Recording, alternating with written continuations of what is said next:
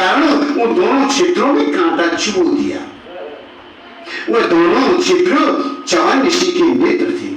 वो तपस्या कर रहे थे और तपस्या के कारण उनके ऊपर जो दीमक लग गई थी और दीमक में उनकी आंखें थोड़ी सी बस दिखाई दे रही थी। च्यवन ऋषि के नेत्र थे, कांटा चुभने पर उनके रक्त निकलने लगा और देखकर सुकन्या भयभीत हो अपनी सखियों के साथ डेरे में चली गई। तदुपरांत राजा की सेना के सभी सिपाहियों का हाथी घोड़ा इन आठ पशुओं का मलमूत्र बंद हो गया। उनके उदर में बड़ा भारी दर्द होने लगा।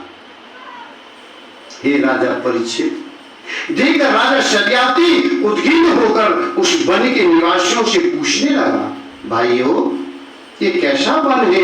हमारे सैनिक लोग दुखी हो रहे हैं। यह सुनकर वहां के निवासियों ने उत्तर में कहा, राजन यहाँ च्यवन ऋषि का आश्रम है।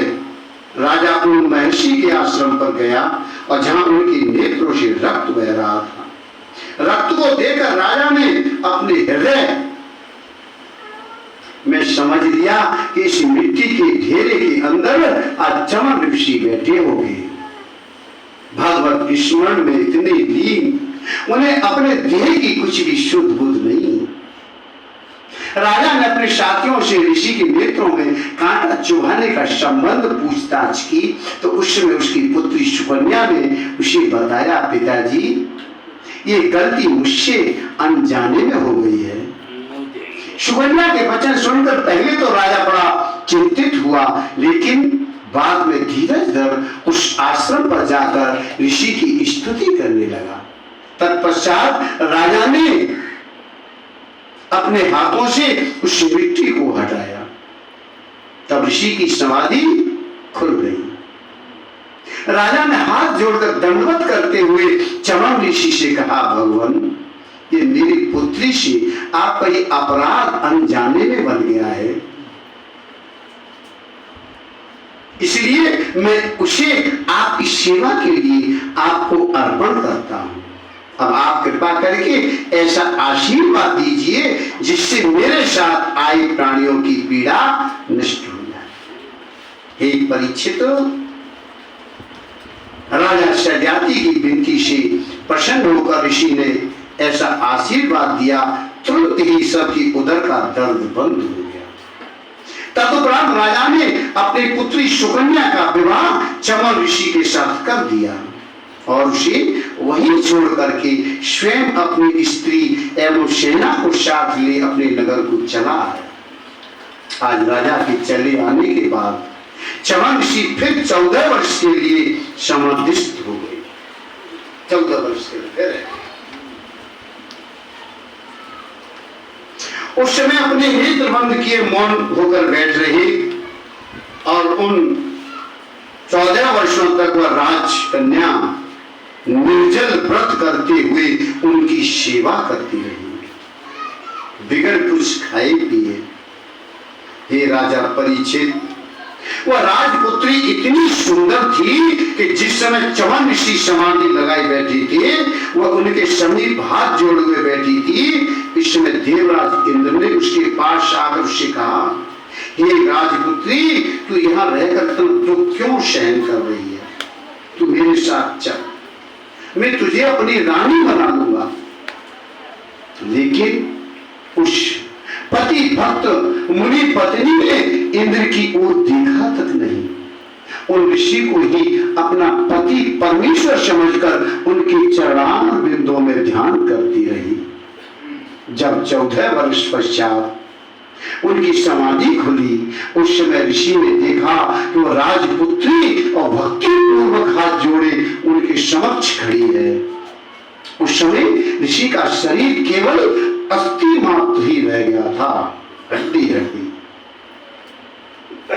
परंतु फिर भी अपने पति उस राजपुत्री का ऐसा अपूर्व प्रेम देखकर च्यवन ऋषि के हृदय में उसके प्रति अत्यंत श्रद्धा विश्वास उत्पन्न हो गया। उसी दिन भगवान की इच्छा से अश्विनी कुमार वैद्य वहां आए और ऋषिश्वर को दंडवत करके विनय करते हुए कहने लगे, जो आज्ञा हो सो आपकी सेवा करें। चमन ऋषीश्वर कहने लगे, आप हमारी आंखें अच्छी करके मुझे तरण कर दो तो मैं आपको मोह मांगी वस्तु दूं। अश्विनी कुमार ने औषध का कुंड बनाकर ऋषीश्वर को उसमें स्नान कराया और शीश में उनकी आंखें अच्छी हो गई और अति सुंदर हो गई। उनकी 16 वर्ष की उम्र हो गई। तब राजकन्या उन्हें देख अति प्रसन्न हुई। चमन ऋषीश्वर ने आनंदपूर्व अश्विनी कुमार से कहा कि जो मांगो सो दूं। यह वचन सुनकर अश्विनी कुमार कहने लगे, महाराज हम देवताओं की औषधि करते हैं, इसलिए देवता लोग अपनी पंक्ति में मुझे भोजन करने के लिए नहीं बैठाते और सोम यज्ञ में मेरा भाग नहीं देते। सो आप दयालु होकर ऐसा वर दे दीजिए जिससे कि मैं भी भाग पाऊं। ऋषीश्वर कहने लगे, तू धैर्य धर, तेरा मनोरथ पूर्ण होगा। तब अश्विनी कुमार वरदान पाकर आनंद पूर्वक वहां से विदा हुए और ऋषीश्वर ने राजकन्या से कहा कि मैं तपस्वी हूं, संसारी सुख की इच्छा नहीं रखता, सदा विरक्त रहता हूं, परंतु तेरे पतिव्रत धर्म से हम अति प्रसन्न हैं, इसलिए संसारी सुख के सब पदार्थ संयुक्त करके तेरे साथ भोग विलास करेंगे। ऐसा कहकर ऋषीश्वर महाराज ने अपने योग बल से उसी जगह स्वर्ण का रतन जटित एक मकान, बाग, ताड़का समेत ऐसा प्रकट किया जिसमें हर इच्छा से संसारी सुख की समस्त वस्तुएं रखी थी। ऋषीश्वर ने राजकन्या से कहा कि तू इस तगाड़ में स्नान कर, और जैसे ही उसने तालाब में गोता मारा वैसे 16 वर्ष की देव कन्या के समान सुंदरी हो गई और 1000 दासी रूपवती भूषण वस्त्र पहने हुए उनके साथ तालाब में से प्रकट हुई। उन्होंने राजकन्या को उत्तम वस्त्राभूषण पहनाकर 16 श्रृंगार कर दिए। तब चमन ऋषीश्वर राजकन्या से अपना विवाह करके भोग विलास करने लगे। कुछ दिन बाद एक रोज राजा सूर्याती ने अपनी स्त्री से कहा कि जिस दिन से अपनी प्राण प्यारी कन्या को वन में ऋषीश्वर को सौंप आए हैं तब से उसका कुछ समाचार नहीं मिला। बिना प्रयोजन उसको अपने घर बुला नहीं सकती। सो मैं चाहता हूं कि अपने यहाँ यज्ञ करके इस बहाने से चमन ऋषीश्वर को कन्या समेत अपने घर बुला ले, पुत्री का समाचार भी मालूम हो जाएगा। तब रानी ने भी यह बात पसंद की।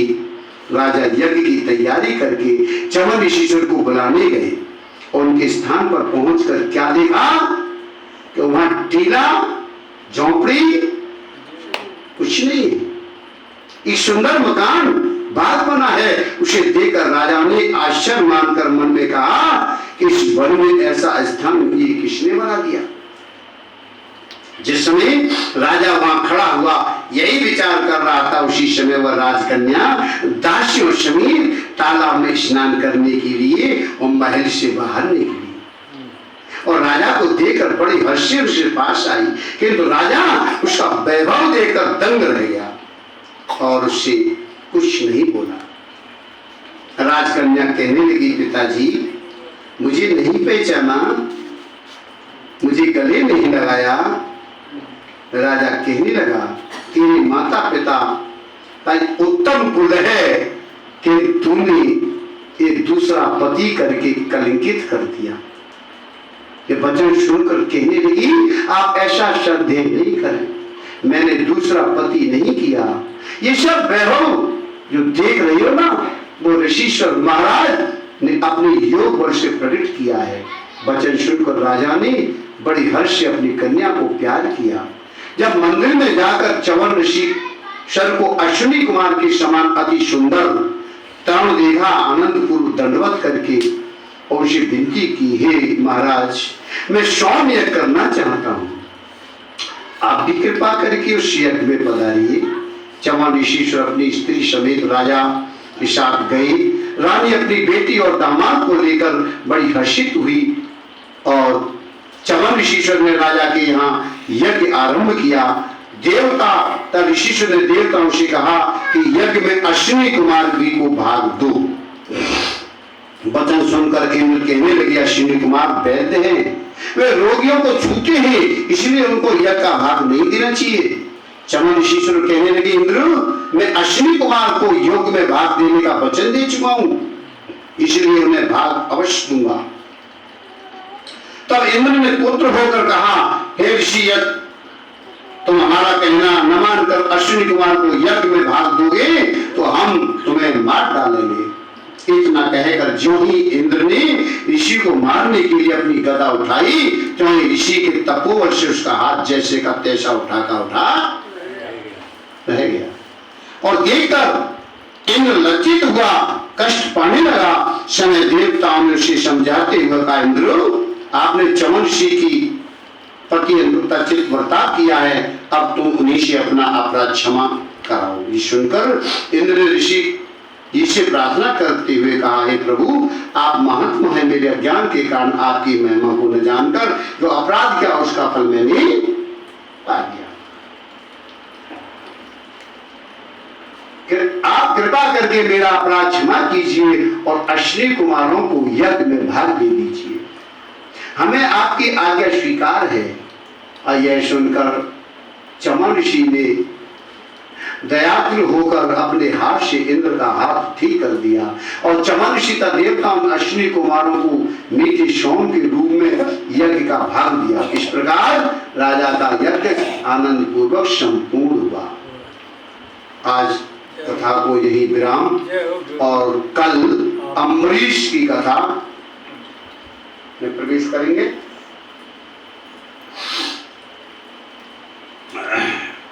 बोलिए श्री कृष्ण भगवान